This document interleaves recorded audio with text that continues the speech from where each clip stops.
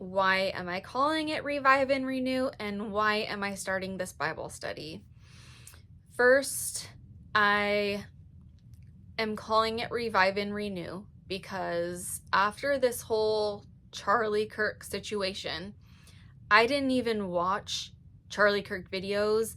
I would see them here and there, and I thought, okay, yeah, that's really cool. Like, first of all, he started with a few people, had a little card table set up out of college, talked with some college kids, and the things that he stood for were great things.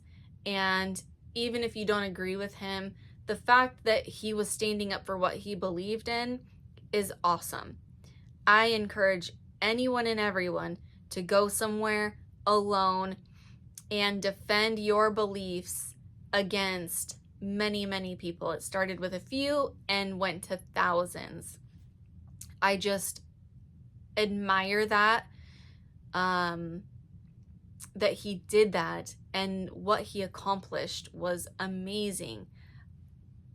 It's incredible that it went from a few people to thousands and thousands and thousands. So after that happened with Charlie Kirk, my heart broke because of the way the world is going. The path that the world is going down is not a path I want to be a part of. I do not want to be a part of this violence whatsoever.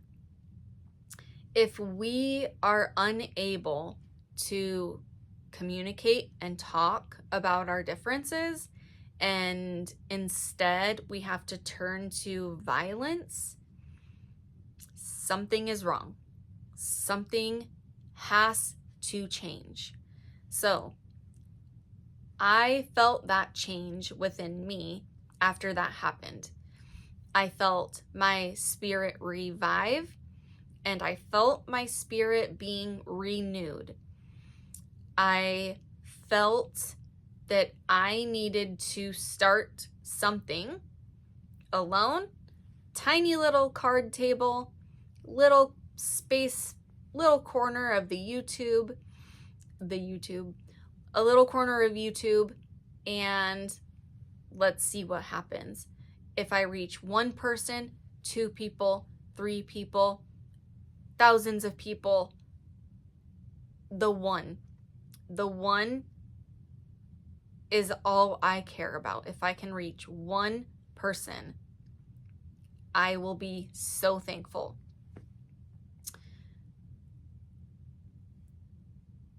I wanted to create a space that was, first of all, I think what we are lacking is God. I was completely changed when I found God. Before I found God, I was confused, I was lost, I was hurt, I was hardened, and I probably would have become more aggressive. Instead, God says to pray for your enemies, love your enemies, and pray for those who persecute you and hurt you. And that is what we need.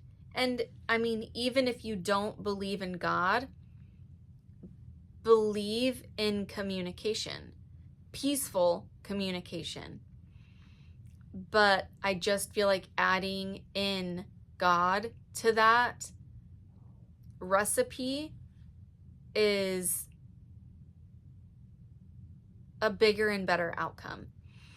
But I wanted to provide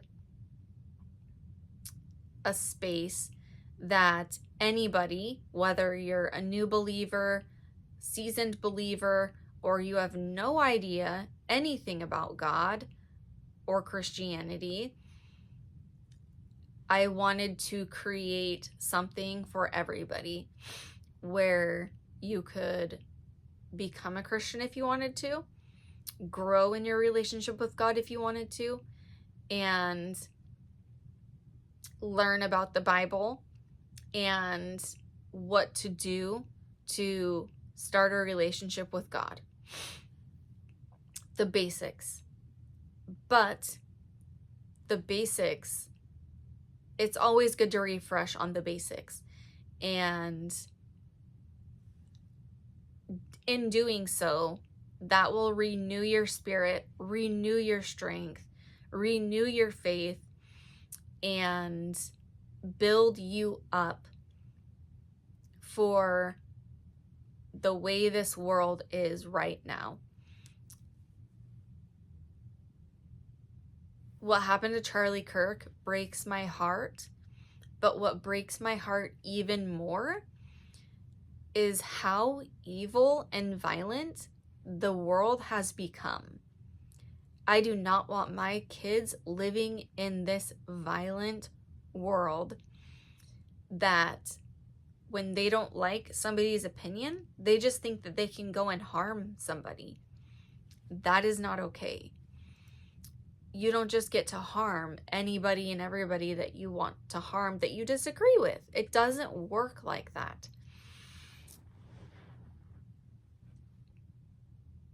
We are built on democracy and disagreeing. Even scientists, in order to get to their conclusions, they work with other scientists and argue or debate, and they go through trial and error to get to their conclusion. They work together. That is what we all need to do, no matter where you are in the world, no matter what your beliefs are, we need to come together. So I wanted to create a space where we could come together and also learn about God and grow in our faith and strength, because I think this world, before I had God, I was on antidepressants and my life was truly awful. And then after I started going to church and getting to know who God was and reading my Bible and praying more, I became a completely different person and got to know who I was. And I did not love myself before I found God. And he says to love God with all your heart, mind, soul, and love your neighbor as yourself. So the love your neighbor as yourself part, commandment, I thought, I'm great at loving other people, but I don't love myself.